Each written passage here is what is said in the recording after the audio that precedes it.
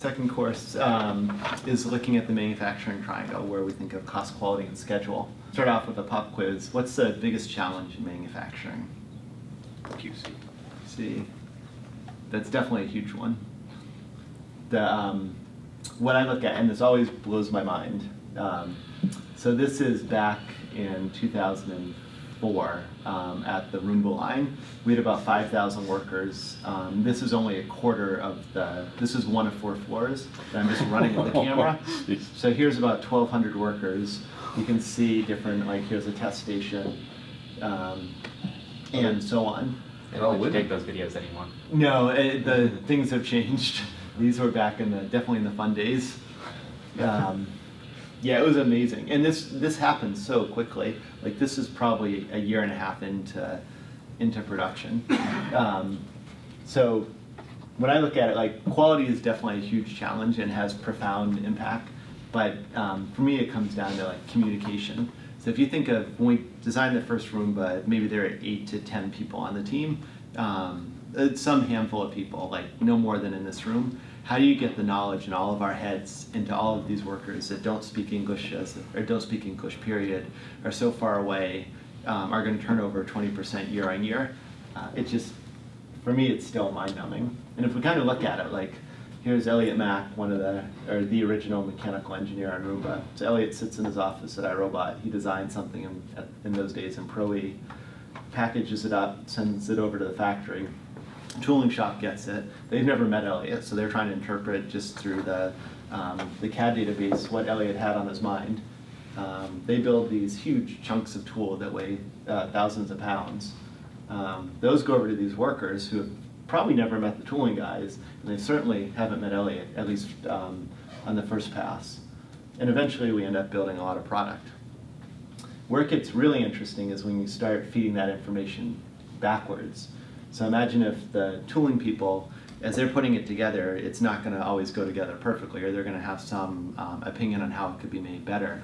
And we're still working on better ways to do this. There's all sorts of great tools like GrabCAD and so on that make this easier. By getting the information to flow backwards, so Elliot, as he's designing the next part, can take that knowledge and do a more efficient thing. But yeah, the whole communication just, it's still, I've been doing it a long time, it still boggles my mind. So we think of our manufacturing triangle, and yeah, you get to pick 2, although you always want to pick 3. And this is really targeted for consumer electronics, where you really are balancing 3. So we'll spend the rest of this talk just looking at these and breaking them down a little bit. Start with the cost of goods sold, and really this is the direct cost of what the product costs. We usually look at it in what we call the X-factory stage. You could also look at it at FOB or freight on board or landed, but for consistency, we pick X-factory. And there's a lot of variables in there. It depends on what running changes you've made. It may depend if you've got a lot of copper on the commodity price of copper, or oil if you've got a lot of resin. You know, when did you do the buy, and what have the global markets done? So it's definitely a complex moving target. We'll just start with a super simple retail model. So cost of goods sold is what you pay the factory for. The sell-in price, or the wholesale price, is what you sell it to a retailer for. And then the sell-through price is what a consumer would pay to it. So this is basically your profit as a company. And looking at some of the levers we have to control to reduce the cost of goods sold, because that leaves more money in your pocket, which lets you have more working capital, or bring more money home, or do more advertising, or whatever you need to do. There's basically 2 main parts: the stuff you control with your design, and then the stuff that's controlled by your manufacturing partner. The one that I'm going to highlight is pack out, which is really the accessories you put in the box and ship it. We had one, actually we'll talk about the Scuba, which is this really cool floor washing robot that we put a lot of blood, sweat, and tears into building. And we ended up packing out battery chargers and cleaning brushes and virtual walls and all of this stuff. And by the time we were done, we had to retail it for about $400. And it just didn't sell at all. And what we realized is we're competing with a $10 mop and bucket. So the consumers were a lot more price sensitive than what we thought. The cheapest way to, or the easiest way to make that price go down was to pull stuff out. So don't put in all the extra charging shoe in so much. And once you get to $229, it took off like crazy. So the cheapest or the easiest way to reduce your cost of goods sold is take big stuff out and sell it as an accessory. That's always what we look at first. The other thing that's one of my personal pet peeves is the box. So we had one company we were working with that had a $50 cost of goods sold product, and the box cost $7. It was the most beautiful box you could ever imagine. It was like this origami experiment that would unfold. And I think they were shipping it direct, so people had already bought it online. Like the box wasn't needed to sell them on it, and they would just throw it out. So that's $7 that probably could have been $1, and the rest of the $6 would have stayed in their pocket. Or on the manufacturing side, there's some things that are easier to negotiate, like the factory's always going to add in extra labor costs because it's hard to measure. You can usually negotiate that down. You may be able to negotiate down their margins. And the great thing about those is you don't need to modify your design. Then as you get more detailed, you look at changing from modules to components and things like that. But that requires significantly more work and often significant certification costs. So jumping into a little bit more detail of how do we control the cost of the BOM. One is you want to break everything into the smallest possible pieces. As we were talking about in the last talk, like I don't want to know that this product costs $500.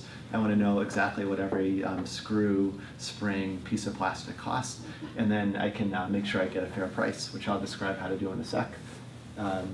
You want to separate special components, and by this I mean the way a BOM is built, the factory applies a markup against all of the material price. So it's no more effort to place a $20 component than it is to place a tenth of a penny component. So I don't want to pay the same markup on every one. What we'll do is for every component above a threshold, and we usually pick $1, we're going to apply a different margin. And that's a really easy way to save money. You want it to be super transparent, so no mystery meat in there. The factory will always hide a little bit of fat in every component, and they know that you probably don't have the time and effort to go through and find that. But you do all want it to be mathematically driven so that at the end of it, whatever number's on the bottom is justified by the math leading up to it. You always want to look at it at standard. So you should know what resin costs. You should know what your basic components cost to make sure that you're getting a fair price from the factory. And you want to negotiate inclusions, and this would be stuff in their margins. So does it include the fixtures or the NRE or the stencils for the circuit boards, or are those extra things? The whole point though is no mystery meat, and you want to understand things at the molecular level. You don't just want one big number. A few other strategies you can look at. No hidden formulas, as we were talking about. Everything has to be mathematically driven. And they often will push back on this, but there's no reason it shouldn't be that way. So you just have to hold firm. One way that we get them to comply is we give them the bill of materials in fill-in-the-blank format, so they have no choice. You know, they're forced to use our format. And it also, as we were talking about in the previous lecture on RFQs, it makes it easier to compare you know, across the columns. One area you can always expect to see extra fat is in the labor rate, because it's very hard to calculate. Does anybody have an idea how to calculate the labor rate? Estimate the time it takes to do an operation and go through your assembly process. So, Exactly. 8 seconds per op or so. Yep. Yeah, I mean, that's awesome, and that's at the very detailed level. At a high level, sometimes we'll count the number of workers. We know they make $4 an hour, and we know how much product comes off the line, and we'll do the math to say it's roughly this. Yeah. And this is always cheaper than what they're charging. If you had the line laid out, yeah, that. Yeah, I mean, once it's rolling. Yeah. Yeah, but otherwise, when you're in the earlier stage, exactly, guessing that and adding it up. And this is really high margin for them because they apply their 15% markup to the labor, so they get to double dip on that one. So you want to go after that. As you build more and more products, building a database so you can keep track of what you're paying for all the components across multiple factories and just compare that, yeah, this resistor, this transistor costs this at this factory, and is the price equivalent at another one. Ideally, if you've got the effort, getting multiple vendors quoting on it. I wouldn't jump into that super early because it is twice the effort to manage 2 vendors. And it gets confusing because you're really building 2 separate products that may, if you're making running changes and things like that, you can get out of sync and it can be a nightmare. But as you get bigger, that's a really effective way. And then finally, as you get into super high volume, if you're building 1 million products a year, every penny is $10,000 on the bottom line. If you're doing lower volume stuff, it's not worth the effort to optimize. But we would go as far, like the first Roomba, for example, had a ridiculous amount of hot glue, which was an indication of of a design that needs more work. But we would literally weigh the hot glue, and we knew how much hot glue cost, and negotiate how much they were charging us. That's like a bad idea on several levels, but if you have to do it, that's what it comes down to. This is just looking at a BOM. As we were talking about, it's all mathematically driven in just some of the parts. Usually we'll see the injection molded plastic followed by the purchase parts, which are like springs and screws, electrical components, consigned components, which is often a processor. Deco would be things like tampo printing, like on this hard drive, just giving it some deco. The packaging is usually the gift box, which is a pretty, hopefully not $7 box, and then the master carton is a protective outer layer that might hold a couple gift box. You've got the labor, and ideally that assembly labor is broken down by module, so you have a better view as to where it's going. And then the CM's profit, overhead, and scrap, which is usually encapsulated in one number, and that's typically 15%. And then the overland transportation, you get it from the factory's loading dock to the container yard. So we'll take a look at how to calculate the cost of a plastic. So I've got a gear over here, and this is kind of a trick question. Does it matter that it's a gear? And it's tricky in that in some ways you could say it does. It's a complex piece of geometry. But in other ways, you look at it, it's just a certain weight of plastic that's going to have a certain amount of time to mold, and it shouldn't incur an extra cost.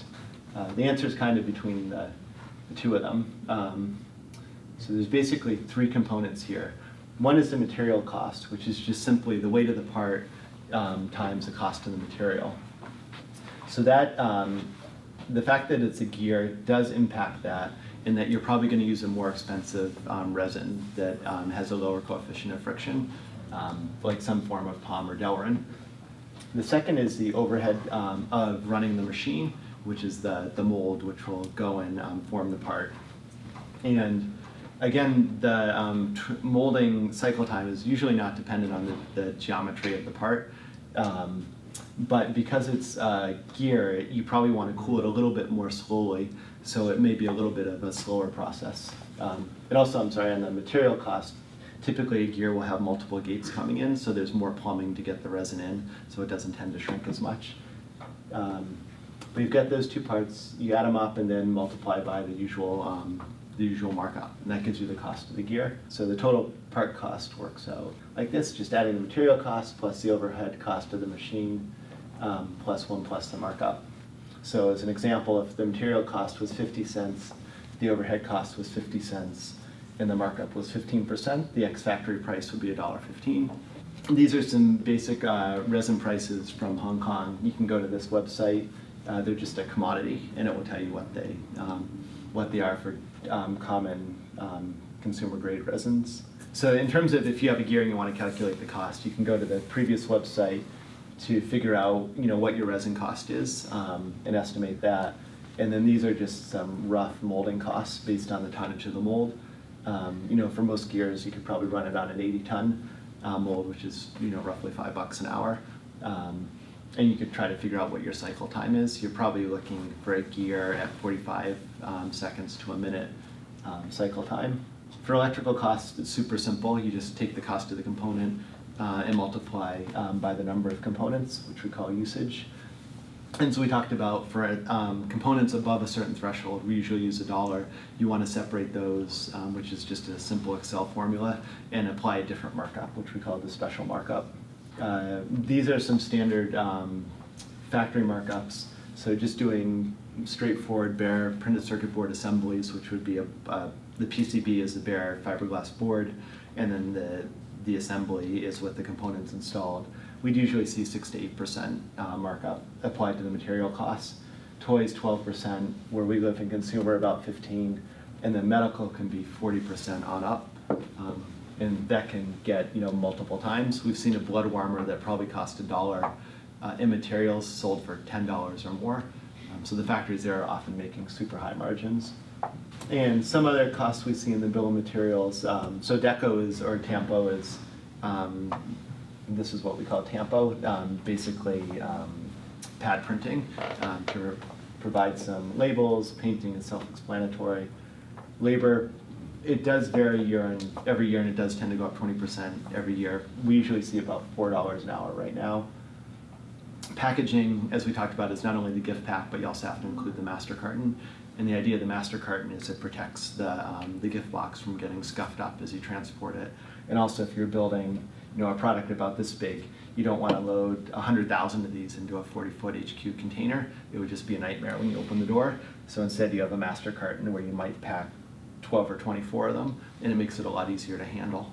But that has a cost with it, which you have to capture. This is a super compressed version of the BOM, but as we talked about, you've got plastic, purchased components. You might have some die casting, the electronics. You get labor down here, and then these are the transportation costs. And it's all mathematically driven, so there's no mystery meat in there. So that's the costing side. If we go back to our triangle, we got cost, quality, and schedule. The other two are a little bit more straightforward. For schedule, and a lot of what we do is consumer products. Many consumer products are driven by Christmas. Christmas has a fixed date. If you miss Christmas, you lose a significant portion of your revenue, which is one of the things we learned the hard way when we were doing My Real Baby with Hasbro and iRobot. It was our first time through, and it took us longer and longer than we anticipated. We were writing our own software language from scratch. Fortunately, we had Rod Brooks, who's pretty good at that stuff. But we should have launched in September, and we didn't get out until after Thanksgiving. And as a result, the sales are usually exponential. The later you are, you start losing the long bars of your revenue. So it can be devastating, and Christmas only happens, or the Christmas season only happens once a year. So being late can be totally devastating. You always want to have contingency in your schedule, because things never go as well as you think they might. We're a huge fan of having an on-site presence wherever your factory is, if it's in the US, Mexico, China. It's just really difficult to manage factories for anything complex if you don't have feet on the ground. And then you want to track your schedule super carefully. So you've got many discrete milestones, and you know if you're on track or not. And if you're not on track, you have to take corrective action quickly. Hope is not a strategy. And also, you always want to avoid the strategy that there's never time to do it right the first time, but there's always time to do it twice. Because you're playing with pretty big stakes. This is just a quick road to production from the prototype to picking a factory and handing over the design, creating the tools. The first shot is when the plastic comes out of the mold. Engineering pilot 1, or EP1, is when you combined and assemble the boards and the plastic, all the way through to FEP, or final engineering pilot, which is when you have a saleable product built by a skilled team of engineers in the back room. And then you get into production pilot, or PP, which was when you take it from the back room onto the production lines and figure out how to set up your floor. And then after that, you have production start, where you start throwing the big switch, and then onboard ship, where you start filling up a container. So there's a lot of steps along the way. And if you break it down even more, and the stuff just goes forever, there's many more detailed steps after that. So that's the schedule. The last part is quality. Does anybody know who this guy is? Toshiba?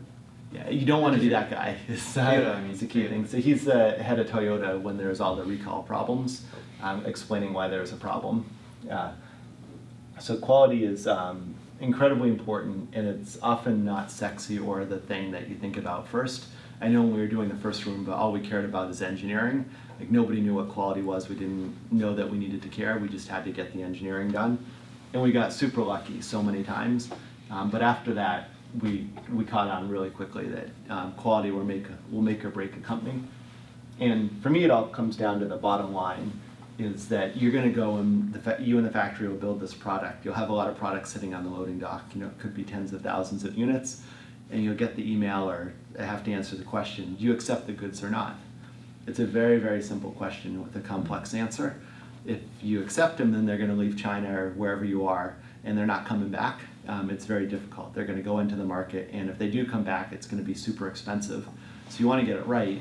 But if you don't accept them, then are you going to rework them? Are you going to miss your schedule? Because that's one of the key constraints, and how are you going to deal with that? So quality is all about, being able to answer that question with confidence. Are they good or are they not good? And how do you know? And what we find is the best way to do it is not a final random inspection where you might do like a mil-spec 105 AQL analysis of statistically sampling them and be like, oh, these passed, these didn't, we're okay. You could do that, but it's there's always going to be holes in your net because you don't know exactly what to test for. What we like to do is look and be involved in the whole birthing process of the production of the entire product. So by having feet on the ground, you see, is there a new worker that got introduced to the line, or is this one worker struggling to put the part together? Whereas you imagine if you're not on the floor, you just have no visibility to what's going on or how things are changing. And there's many plans you can put together, from functional test, abuse test, transportation test, to make sure the product isn't damaged, temperature and humidity test, repetitive motion test. So if you have a button, can it pass 5,000 presses? And we're looking at the Roomba bumper, based on, I think it's one hit every 10 seconds. The bumper has to go for millions of cycles over the course of its life. Mechanical switches can't survive that. You need an optical switch. So how do you do that, and how do you test for that? Because it takes a really long time to get a million hits. So factoring all of this stuff in is just got to be a really critical part, and will absolutely make or break a company. But yeah, quality is super important and merits, as you get into it, like a much deeper discussion. But it's something to plan for and be very rigorous about.